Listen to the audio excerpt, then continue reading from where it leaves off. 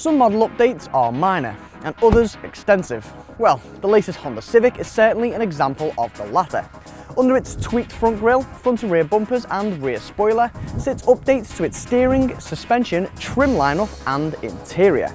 With its latest Civic iteration, Honda isn't holding back when it comes to tackling class leaders, and in fact, the changes to the suspension setup were specifically aimed at challenging the likes of the Ford Focus for driving dynamics.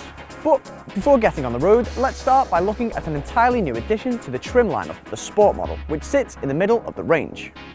But don't get too excited with the term Sport though, this isn't the same ballpark as the Civic Type R.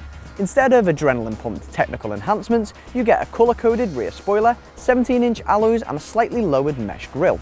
Also, as this will be aimed at those who want their car to look as cool as possible, it is a bit disappointing that a Sport badge isn't slapped on the rear. What isn't disappointing though is the Civic's interior. Now those who know the outgoing model will no doubt remember its outdated infotainment setup, which featured an overload of buttons. That is no more thanks to the latest Honda Connect system, which also adds some nice stylish black gloss and is much sharper in its responses.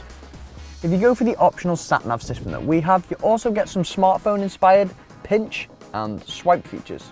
A highlight in terms of new standard kit across the range includes the new City Brake Assist system, which can pull off emergency stops up to 20 miles per hour if your attention strays. There aren't really any complaints when it comes to space in the rear. As you can see, I've got plenty all round. And to be honest, things like the extra wide opening rear doors just make life easier for you and your passengers. Boot space remains impressive as well, with 477 litres, much bigger than you get in the Volkswagen Golf or Ford Focus. The highlight is still Honda's clever Magic Seats, which can be configured in lots of different combinations, freeing up 1,378 litres of storage space. The suspension of the outgoing Civic model was on the firm side, so I was surprised to hear that it was going to be even more so. However, Honda has retuned the front and rear dampers, which means it's more composed in the corners with less body roll. It's not as thrilling as the Ford Focus, but it definitely is better than before. And to be honest, the ride is comfortable enough, and it certainly won't distract you on long journeys. The Civic's electric power steering system has also been reworked, and it's now sharper and more responsive at higher speeds. But overall, it still lacks a bit of feedback. These new power steering improvements sit alongside a new agile handling assist system, and this essentially maximises traction by braking certain wheels when necessary. Although there are 1.4 litre and 1.8 litre petrol units available, the 1.8 being the most powerful with 140 brake horsepower, the 1.6 litre diesel remains the pick of the bunch. With a fairly potent 118 brake horsepower, plenty of low down pull, and when it's mated to the 6-speed manual gearbox, it's a pleasure to drive.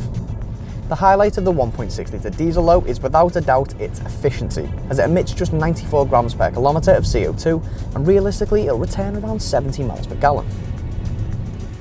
As I mentioned earlier, the Civic is an example of a more extensive facelift. The question is, does its plethora of changes make it more expensive? The answer is no.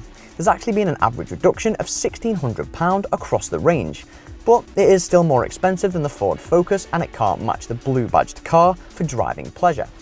But have the latest Civic changes swayed you? Let us know in the comments section, and don't forget to subscribe to our YouTube channel. For more hatchback reviews, click one of the links on screen now.